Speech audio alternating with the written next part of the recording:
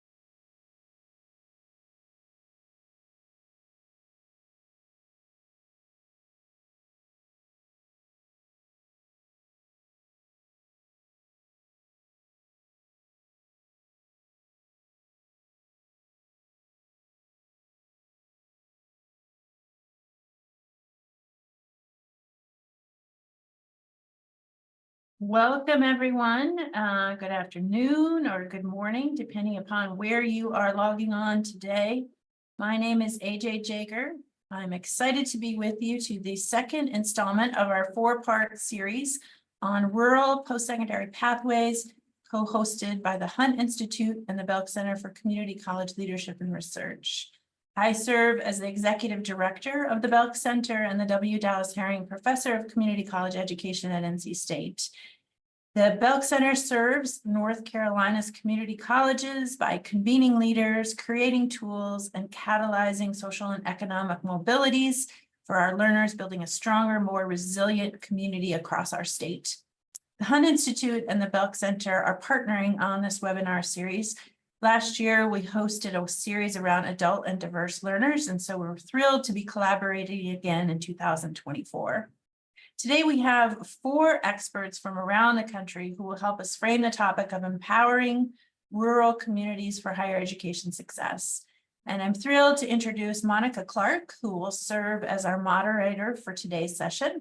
Monica Clark holds the position of Deputy Director of the Belk Center for Community College Leadership and was previously the Director for Leadership Initiatives at the Aspen Institute's College Excellence Program, including and directs our Rural College Leaders Program. In this capacity, she oversaw leadership development programs designed to prepare both aspiring and current community college presidents for effectively leading initiatives aimed at improving outcomes for students. So thank you, Monica, and welcome, and I'll turn it over to you.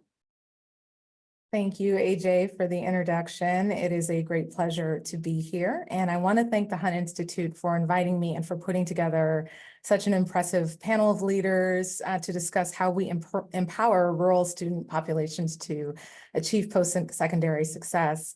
As AJ mentioned, the Belk Center has been working since 2019 to identify both the leadership practices and research insights that advance student success outcomes across the 58 community colleges in North Carolina. And that work has included publications and guidebooks on things such as re-engaging and supporting adult learners, lifting up best practices for teaching and learning, and also convening presidents and their senior teams for professional learning opportunities. Our efforts, though, around rural institutions began to take a more central focus in 2022, and we are currently supporting a cohort of 10 rural institutions from across the state to increase their capacity to close equity gaps for rural learners. We've engaged in this work in partnership with Achieving the Dream, who has provided us with coaching support, but we've also engaged in policy reviews and convening efforts for the practitioners to come together and share best practices and also learn from others who are engaging in this work around the country.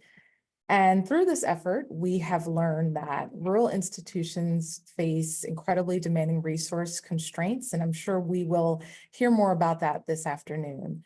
But we've also learned these institutions have a real agility to develop the partnerships and programs that best serve their students. And our work has helped us to better understand the unique contexts that rural students are facing. We also recognize there's significant opportunity to build knowledge about how best to support these learners to achieve post-secondary success. And so I'm really excited to have the opportunity to speak with these leaders this afternoon about the efforts at their institutions.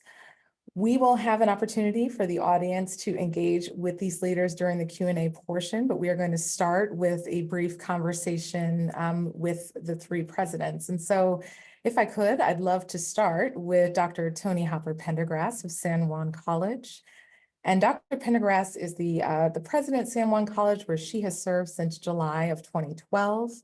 Before joining San Juan, she served as Vice President for Learning at San Jacinto College, South Campus in Houston, and as Interim Vice President of Academic Affairs and Student Success at El Central College in Dallas. So thank you so much for joining us today, Dr. Pendergrass. Thank you. I'm wondering if you could start us off by sharing some of the unique challenges that are facing rural students in your service area who are pursuing post-secondary education, and how, from your perspective, some of those challenges can be effectively addressed. Sure, I'd be happy to share. So first of all, I'll give you a little bit of context about who we are here at San Juan College. So we serve approximately 8,800 credit and 3,800 on the non-credit corporate training side here at San Juan College. We're proud that we're a majority minority serving institution. That's at 59%, and 32% of our enrollment is Native American, with about 21% Hispanic. 40% of our students are first generation, but just to give you a sense of where we're located in the northwest corner of New Mexico, so in the Four Corners region. And we serve 4 sovereign tribal nations, which is the Navajo Nation, the Ute Mountain Ute, the Southern Ute, and the Jicarilla Apache. And our service area is the county, San Juan County. So like most of you at rural institutions, that's probably a large area. Ours is the size of Connecticut. So to talk about some of the challenges that I think is pretty common among rural institutions, our students have food insecurity, housing insecurity. A large portion of our students live in poverty, but to take that kind of one step further, there's a large percentage that don't have electricity or running water, and transportation's an issue. And then of course, you know, this was highlighted during COVID, the access to devices and broadband with respect to technology. And some of the ways that we've addressed this, we just built student housing that opened last fall. So it's been open about a year and a half now. And that's really helped our students and meet their needs. That was a long process, but we're thrilled that it's available to our students because they commute such long distances to college. One of the other things that we did was we created a harvest food hub. So we worked with our local farmers and created what's, you know, like a co-op. So they have an area where we have a storefront. We also have industrial food storage, and then also where they can create value-added products in a commercial kitchen. But what's beneficial about this is we have food boxes that go out to our community that lots of people order. And we also provide those free to our students. We also provide them boxes at holidays. Our donors are very helpful. We have a student achievement center with the food pantry and everything.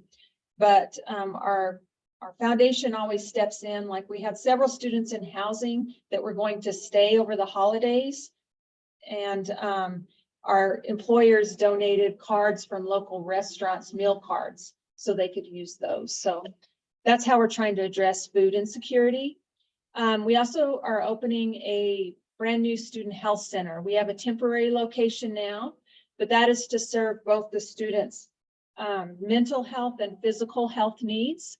And the students, we approach them and they agree to charge themselves a $20 per semester copay or fee, but it's basically the same cost as a copay.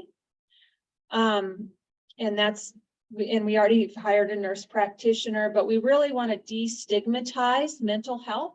So students can just say they went over to the health center and then, tries to help with that. We also do an intake survey that's 7 questions long, where we try and ask students if they have any needs right off the bat so we can address those. We also established a transfer center at the college because we're kind of geographically isolated, and a lot of our students were not transferring to other institutions because of the distance. And placing someone responsible for that center has really helped. And then we've worked with some partners that are teaching. We have 2 partners that are located in a building at one of our locations, but what this one partner is doing is they are hiring the instructors to teach on our campus from that partner university. And we implemented a CRM system that's really helped to communicate individually with the students. And the last item I'll mention is we started what's called a Back to Your Future program. And we have a lot of students that may have taken classes at San Juan College, but they just didn't finish what they started, and they might owe a balance. What we did is we defer that debt so they can come back and graduate and then assume the debt. But we're just trying to help them get in a better position so that they can repay the debt. So we defer it if they owe any balances. And, we think that some of these initiatives have really helped to retain our students. Our first-time full-time retention the last 2 years has jumped to 69%. And we've had an average increase in our number of graduates at 7.8% per year for the last 13 years on average. Thank you. Thank you so much, Dr. Pendergrass, for sharing, and would love to hear more also about outreach efforts that you've had with some of these wraparound supports. And so I'm hopeful that we can return to that as we continue on in our conversation. Sure. Next, I'd love to turn to Dr. Angel Reina. He is the president of Madera Community College and has served there since 2019. And under his leadership, Madera Community College became independent in July of 2020. The school has also been recognized as a 2022 Equity Champion of Higher Education and was selected the winner of the Lumina Foundation's $1 Million Community College Challenge last year. So Dr. Reina, I want to thank you for being here today. My question to you is about the institution's committed support to access and equity for students. And I'm hoping you can share a bit about the specific programs or initiatives that have addressed the disparity in post-secondary enrollment rates among rural students. And we'd also be interested to hear your thoughts on what practices best support rural students who have historically been underserved by higher education institutions. Yeah, thank you, Monica, for the introduction. And I'll give a little context as well, as similar to Dr. Pendergrass. So we're a rural serving institution. We're in a multi-college district. So there's 3 other colleges within our district. We're located in the central part of California, Fresno, if anybody's familiar. And so our students are predominantly Hispanic, Latinx identified. About anywhere from 67 to 70%. We have an emerging Sikh community as well. So Native American, Black, African American, very diverse, but we're predominantly Hispanic, Latinx identified. And as you mentioned, for us, as we build and grow as a college, because we're in our 4th year as a independent college, we're growing a lot of programs. We're growing as a college, and we wanted to frame our institution around equity and making sure that our underserved communities were prioritized. And you mentioned some of the things that we work towards and some of the accolades we received as a result of that focus. But I do, to Dr. Pendergrass's point, access is an issue before you can get to equity, right? So when we're looking at transportation, We're looking at hotspots when COVID forced us to shelter into place. Even within, because we serve a large service district similar to what Dr. Pendergrass mentioned, we were looking at getting hotspots, and then what we found was in a certain part of our service district, one carrier worked and another one worked better somewhere else. So we had to diversify and try to get different carriers to support our students. And those are the things that, when you look at equality doesn't help everyone. It's equity, what's in the best interest and what helps students where they're at. And one of the things that we've started to notice as well, and this isn't obviously mind-blowing, it's a national trend, specifically on male enrollment. We did our research district-wide, and we saw this trend taking place in the 1970s, where women were starting to surpass men in terms of higher education enrollment. So we decided we wanted to focus on that. And so we established what's called the Men of Color Summit 3 years ago, working with the district to help that student population that we had seen was not participating or was underserved by higher education. The first year we held it, we had about 60 students. Last year we had over 300, and this year we're anticipating over 500 students. And so we're really excited about that. And one of the ways that we were looking at strategies of how do we increase male enrollment at our institutions is through dual enrollment. So one of the things that we did with our high school here with our unified school district that is the largest partner, we indicated within our dual enrollment agreement that we wanted to have a higher focus on male enrollment and dual enrollment, knowing that that's a path to higher education. And with some of the work that we did, we ended up increasing by 10% in terms of male enrollment, and just got acknowledged for that work. So it's always great when you zero in on something, you get it done, and then people are like, hey, this works. So it's been great work. It takes a lot of individuals. It takes a village to get this work done, but we're really excited about that. The other thing that we've focused on when we became a college is knowing that a lot of our students have a migrant farm worker background, given the community that we serve. So we were intentional about going after the College Assistance Migrant Program, CAMP, that supports students that are migrant farm workers or children of migrant farm workers. And we became the 4th community college in the state of California out of 116 to get this federally funded grant to support those students. And as I mentioned, we're operating our 4th year as a college, but we're going after these specific programs that align with our mission, vision, and values, but more importantly, that support our community.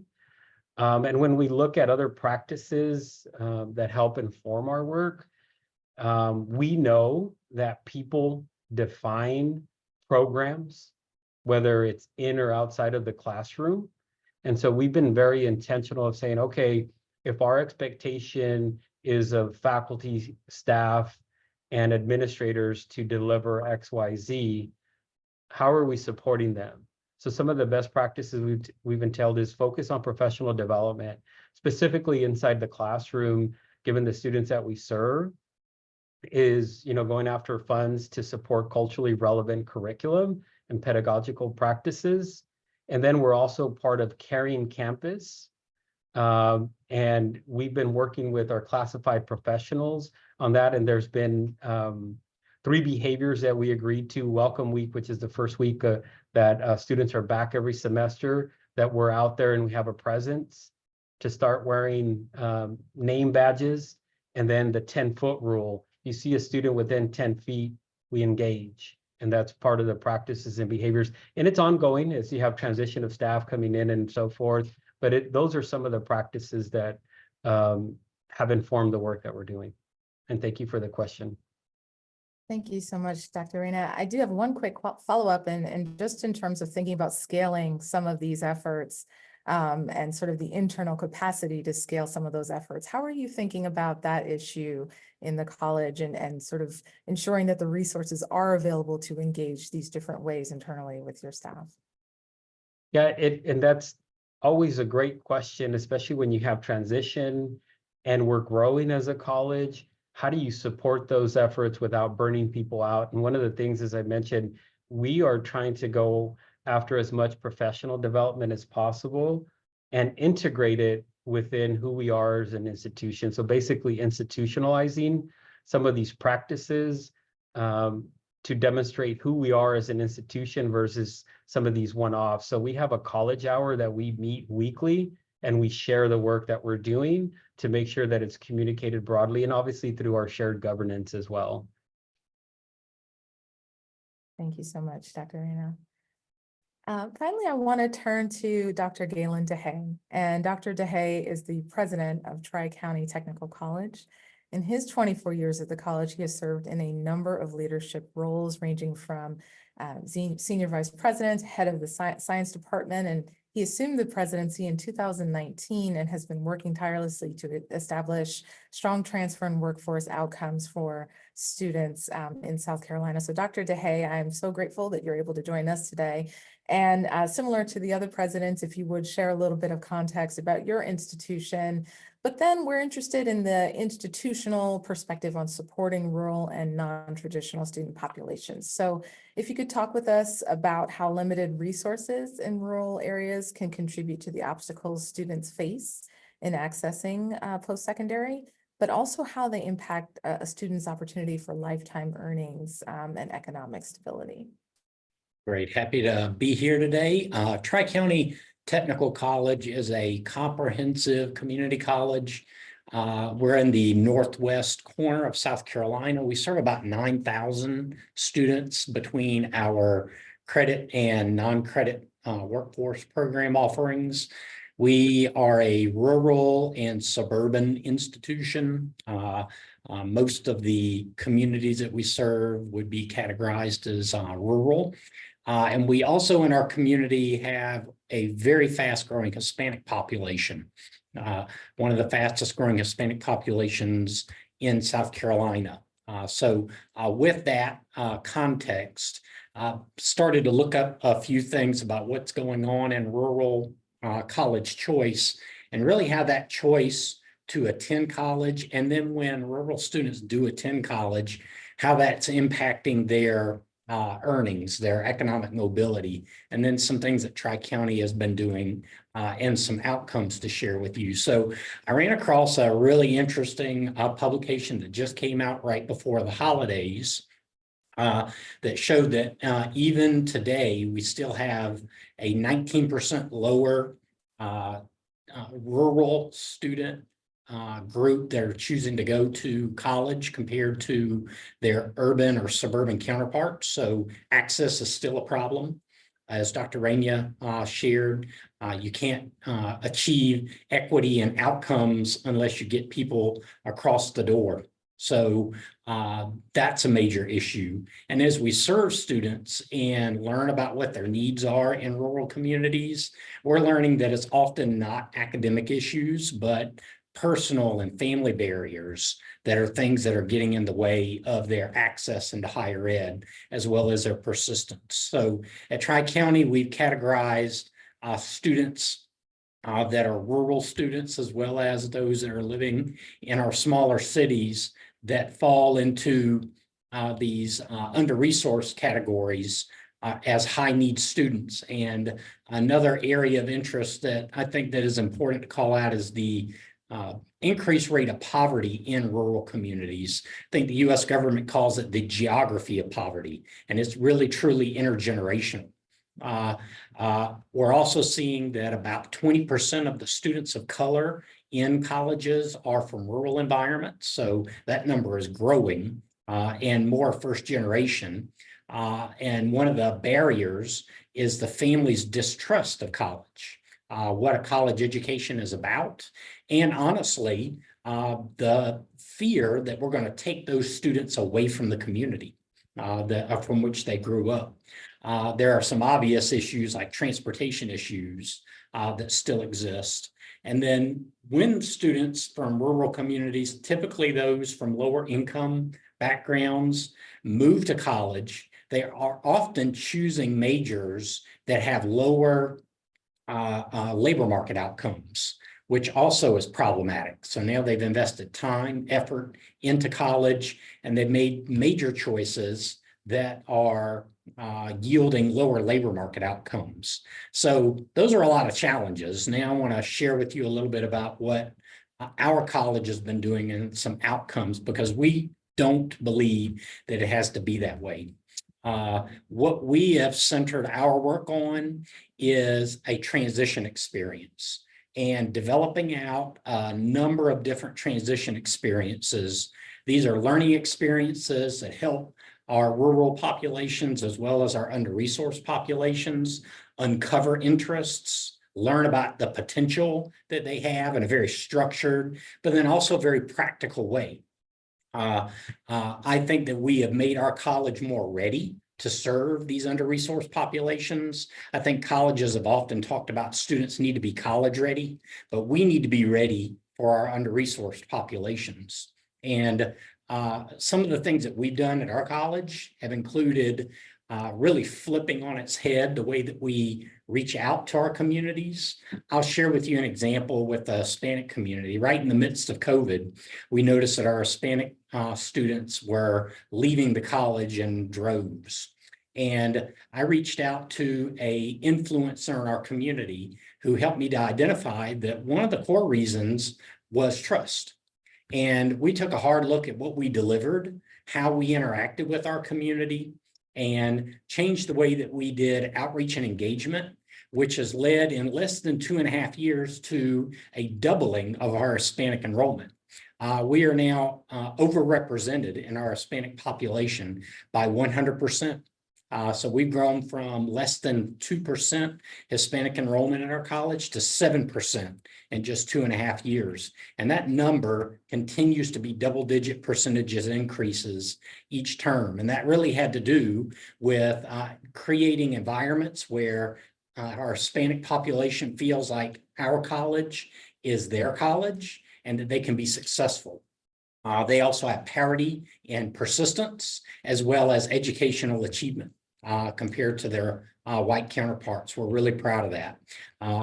Very recently, we were identified by the ACCT as the Southeastern Regional Equity Award winner for that work, and lots more work to come as a result.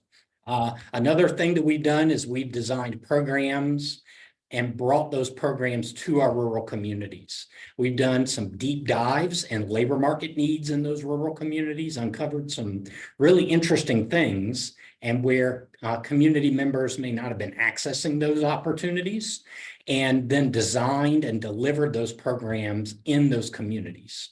So we didn't cheapen the experience, we brought education to those communities. So we've been able to impact those communities' economic mobility in a positive way very quickly. And then as my colleagues have already shared, another important piece to making this possible is wraparound support. You've got to have the support structures in place. The challenge in a rural environment is many of the support structures that are available in urban environments just aren't present. So we formed a coalition of nonprofits in our area that meet once a month that our college convenes, and they share the things that are available in the community. We refer our students to those services, and we've also become a SC Thrive registration point. So we've got student affairs staff who can, as students are enrolling or as students find the need, they become experts in being able to register those students on the spot at any one of our college campuses for the services that are available through the state without having to send those students somewhere else. So all of that has led to some really significant outcomes just over the past few years. We've doubled Hispanic enrollment. We've closed achievement gaps to single digits, less than 5% for our Pell students, as well as our students of color. And very recently, the U.S. Department of Ed called out Tri-County Technical College for our Pell recipients who transfer have the best bachelor's degree completion rates in the United States. Mhm. Thank you so much, Dr. DeHay, for sharing the work that is happening at Tri-County and the outcomes that have been the result of that work.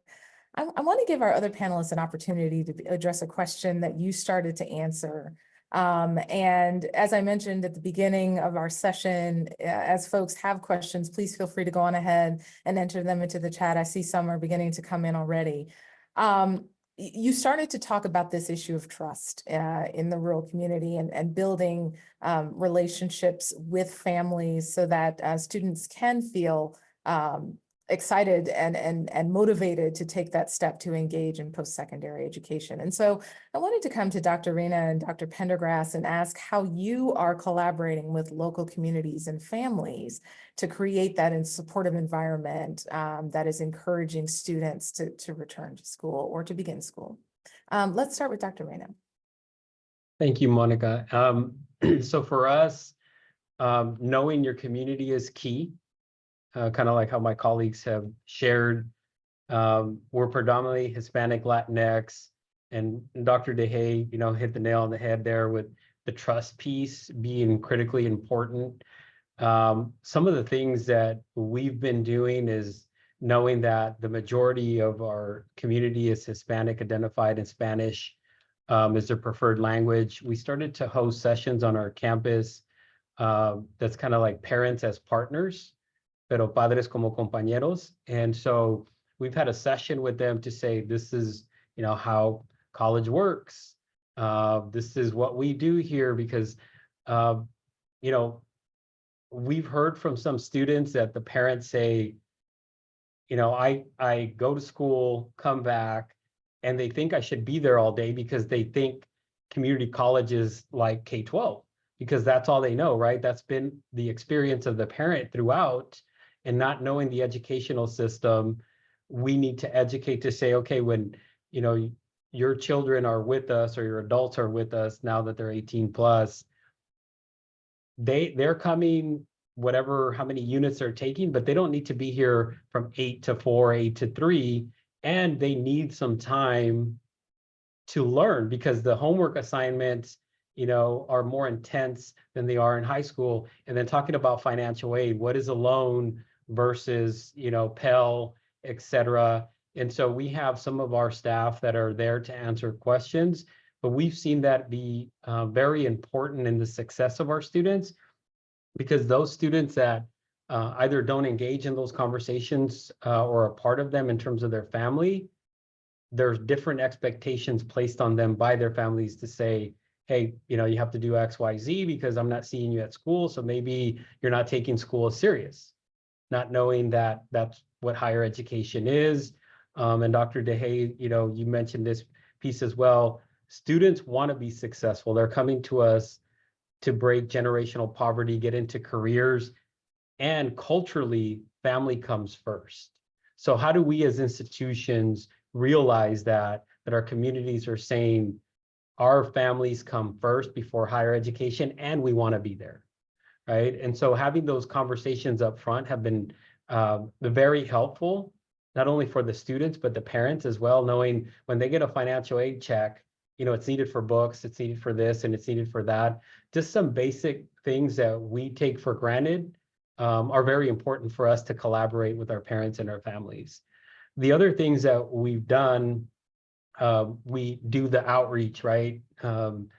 Just like Dr. DeHay mentioned, you got to go out there. You can't be passive with your community. So we started to engage our Sikh community as well. And they felt comfortable with us and said, hey, can you develop a Punjabi course? Because we don't see it. We see Spanish, we see French, we see these other things, and we really want to keep, that language with our culture. So we did our due diligence. A year later, we're offering it, it's full. And we're continuing to grow that to a Punjabi too. So being able to connect with your community, be responsive to them, builds a lot of trust, and more importantly, a lot of support in the community for various things, whether it's scholarships, these other things. You just generate a lot of goodwill when you're responsive to your community. The other piece that we've done is we try to bring students to our campus so that they know they belong when they're still in K-12, outside of dual enrollment, targeting certain student populations. And then just, I'll be brief because I know we have other questions that are coming, but with the Lumina $1 Million Challenge, we really focus on that sense of belonging, el sentido de pertenencia, which means sense of belonging in Spanish, and focusing on our adult folks in our community, 25 plus, looking to establish, a space where students feel welcome, like multicultural center, a veteran center. That was part of our package with the Lumina $1 Million Challenge. And then open houses to engage the community, say, hey, here we are, as a newer institution, this is what we do. Come check out our programs. We're here. We're in your backyard. We're here to serve you. I think those pieces have been very important in our success, and we still have a lot of work to do. Thank you very much, Dr. Reyna, for those practical examples and sharing how you've been building this community at Madera. Dr. Pendergrass, why don't we come to you for that same question? Sure, and I completely agree with Dr. Reyna. It's very important that we're agile and responsive to the needs within our community. And that involves exactly what he said, being involved. And I thought I'd list some examples of what we do here at San Juan College, talk about a few of them. First of all, collaboration with your local school districts is very important. And what we do is we meet monthly with our school superintendents. So we have 5 of them that we meet with. And we really talk about, how we can be better partners. And, that really covers the gamut, whether it's increasing dual credit. We started a San Juan College High School that works with all of our school districts, and students are just selected by lottery. They just have to live within the service area. And it's been a top school since its inception for both public and private in New Mexico. One of the other things that we do is we created really creating that college going mindset. We worked with our school districts, and we bring all 8th graders in the county. So it's about 1,700 kids onto our campus for a day, and they explore 2 different pathways. And then we have 7 pathways at the college. And over the course of the day, during the lunch hour, they meet with 85 to 100 of our employers at tables and kind of do the little passport thing. But that's a way to really expose them and get them thinking about what they want to do in high school and beyond. So that's really important. And then we also meet monthly with all of our principals regarding dual credit. I don't think I can stress, enough the importance of having great relationships with your employers. And that goes above and beyond just advisory committees and asking them to be involved and provide advice and help us with new programs. And we do a graduate survey every year. And we build infographics that show, what was the satisfaction level of the students? What are they making? Where are they working? We look at all of those and we share that with the community. I also have quarterly breakfasts with the city manager, the county manager, the hospital CEO, the superintendents. We just get together just to talk about what's going on and how we can kind of work with each other, kind of, what we're experiencing. That helps to kind of, be a united front on issues. At our college, we have what's called I-CARE values. We have these little lanyard cards that we give all of our employees. But our I-CARE values are innovation, collaboration, accountability, respect, and excellence. And we really try and make them a fabric of our institution. So for everyone's evaluation, we have, the evaluation of their performance. How are we doing with respect to advancing our strategic goals? But then we also do the behavioral look at, and we list every value, and they indicate how they are exemplifying that value through their work. But they have to list examples. And so I think that's really been helpful. And as Dr. Reyna mentioned, we're also part of the Caring Campus. So we have the behavioral commitments that are, first of all, our professional and support staff were involved in it, and they developed all the modules. They developed commitments, then they developed some professional development modules that all the employees went through. And then we participated in the faculty caring campus, and they developed behavior commitments based on what they call the bright spots. So your faculty that had really good success and data developed these commitments. And then all the associations work together to develop one set of commitments that we have on our lanyard cards. I also think it's important to be involved in initiatives that are introduced to community colleges. We've been involved in pathways, rural pathways, achieving the dream. Those types of things really help to build community and build momentum about creating that supportive environment for your students. I also meet our executive team, but I kind of lead it. We have a all campus update every month for all employees.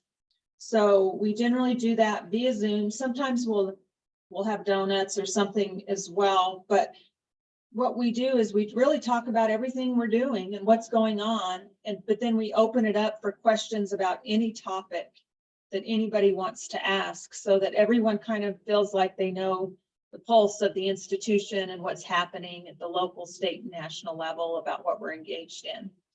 And then lastly, we participated in the CESI. We usually do that every 3 or 4 years, Community College Survey of Student Engagement. And the last time students took that, there was a 95% of students would recommend San Juan College to a friend or family member. And they took it this last spring, a year ago, and 98% of the students that were surveyed would recommend the college to a friend or family member. Thank you so much, Dr. Pendergrass. You touched on some of the themes also that emerged in the questions from the audience in terms of how you are attracting and engaging staff with your behavioral commitments and engaging them in that work of building the culture of the institution.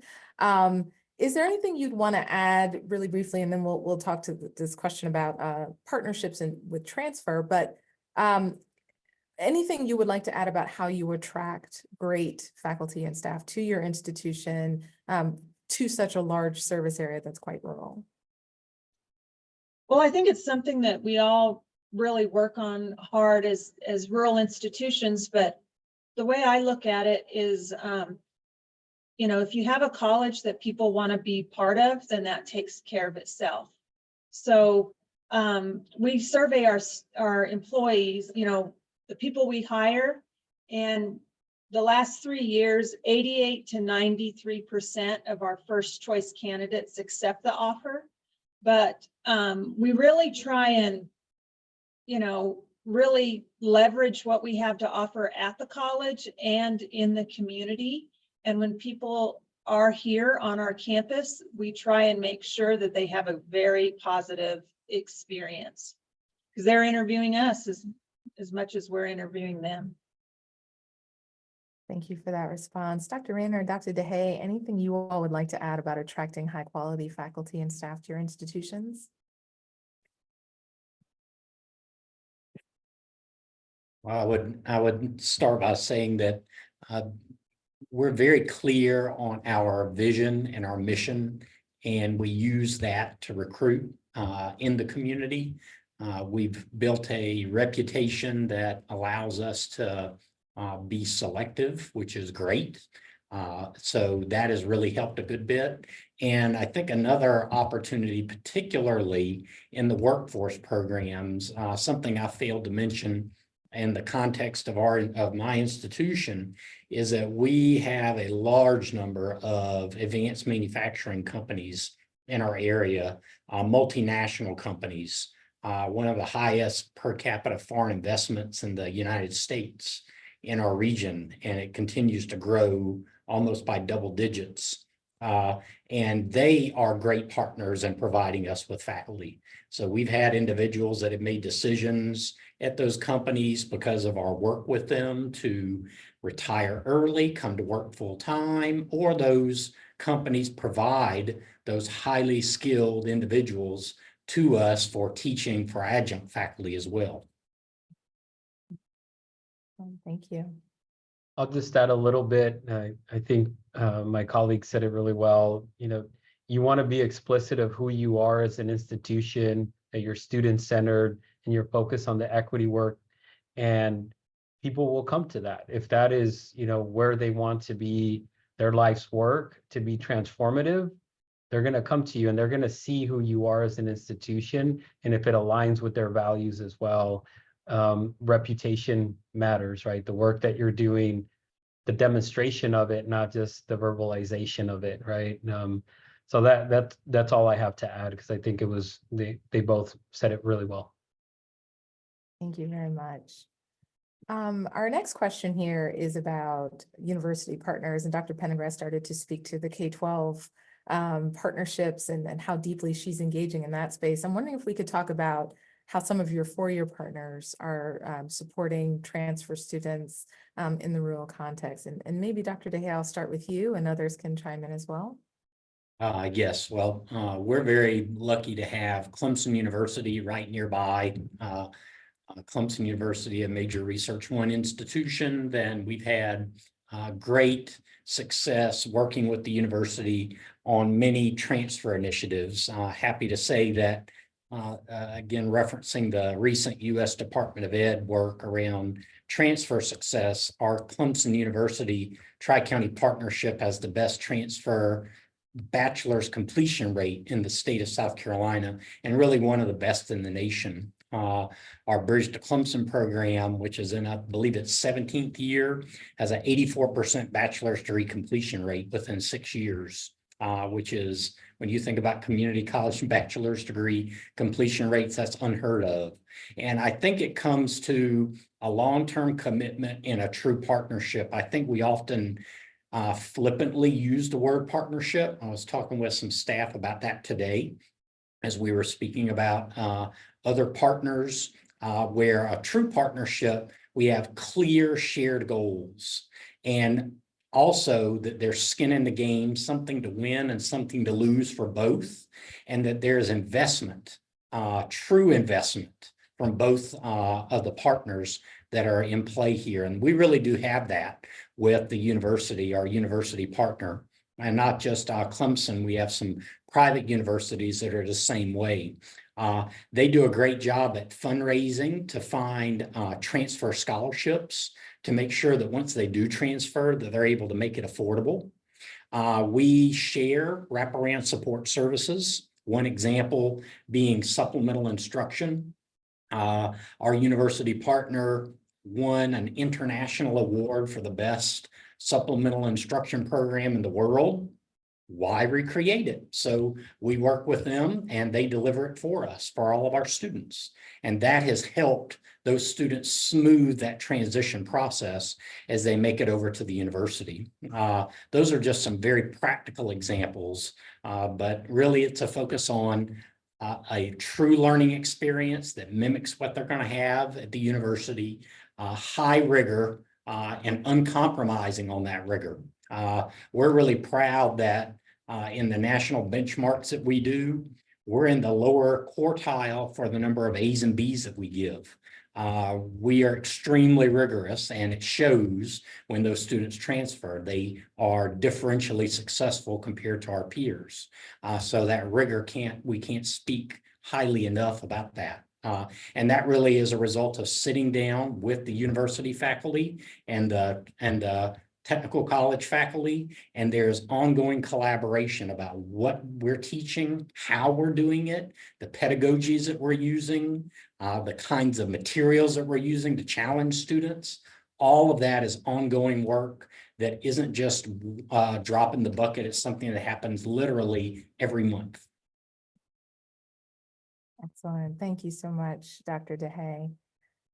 We have time for just one more question that I'm hoping all three of you could respond to. And you've raised so many elements of supporting rural students at your institution, both internally, externally with partnerships. And so on the call, I'm sure we have representation from a lot of advocacy groups, organizations, potential funders. And I'm wondering if there are things about the rural institution that you want to raise awareness about that you aren't seeing in the field right now in terms of support for students. What would you say is still needed in terms of support for these students to ensure their post-secondary success? Who would like to begin? I can go. Oh, sorry, Dr. Pendergrass. Well, it has to do kind of with what you mentioned, Dr. Reyna, and that is support for our students with broadband. I know that a lot of money has been funneled down to the state level, but it's just a long process. And like Dr. Reyna mentioned, we support a lot of students on hotspots, but that's, it's not a long-term solution. They have different providers. It's $40 to $50 a month per student. And when you're supporting hundreds of students, it's just not sustainable. And I just think that, I know that it will come, but it takes a long time to make sure some of these remote areas have access. Thank you very much, Dr. Pendergrass. Dr. Reyna? Yeah, and that's exactly what I was going to hit on, was on the broadband piece, but I'll add to that because I think it is very important. As for context at our institution, we're still predominantly online. Our students are choosing that for various reasons, transportation being one of them. The ability, the cost of childcare.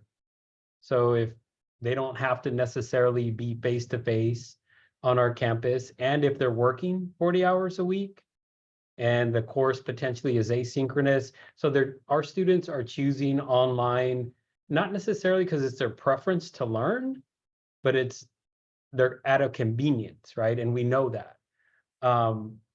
But we used a lot of resources through the stimulus dollars to provide these hotspots, these laptops that we weren't able to do broadly, but that's running out.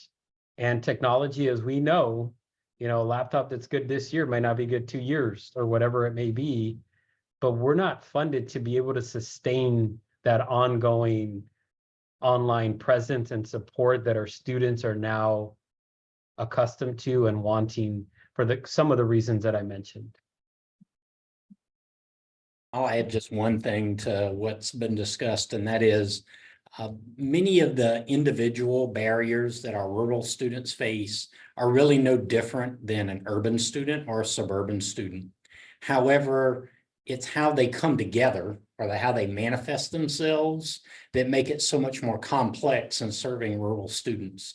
It may not just be one or two things, but it's all of those and how they manifest themselves that make it so difficult to provide access and then also help them to be successful when they do enter college. As was mentioned related to online learning, we learned a lot of lessons with that and continue to. And I think it's very well said. Students often choose, particularly rural students, often choose that modality because they're solving a scheduling problem. They're not solving a learning problem. And when we look at our missions, guess what's at the center of that mission? Learning. I think colleges, including ourselves at Tri-County, are taking a hard look at how we are making ourselves more ready to serve those students by changing the way that we structure our programs and the way that we partner. And I think that those that are interested in funding some innovative solutions to these problems are going to be those that are going to be really successful at driving some improved outcomes for our rural communities. Well, I want to thank all three of you. It is a rare opportunity to have the opportunity to hear from leaders in this space and to lift up the challenges, but also the opportunities of serving the student population. So I want to thank all of you. I know that Jessica has been leaving links to the resources that you've mentioned in the chat box. So our audience is welcome to go and review those. And we'll also have a recording of this session available for folks to come back to and view. But just want to thank you again for today's engaging discussion. And before closing, just want to note that the Hunt Institute will share links to the upcoming webinar that they are going to have around women's economic empowerment through educational attainment. That's going to be taking place on February 8th. So you are welcome to sign up and join that conversation as well. But I hope all of you will join me in thanking our colleagues this afternoon for a phenomenal conversation. And we look forward to seeing you again soon. Thank you all so much. Thank you. Thank you.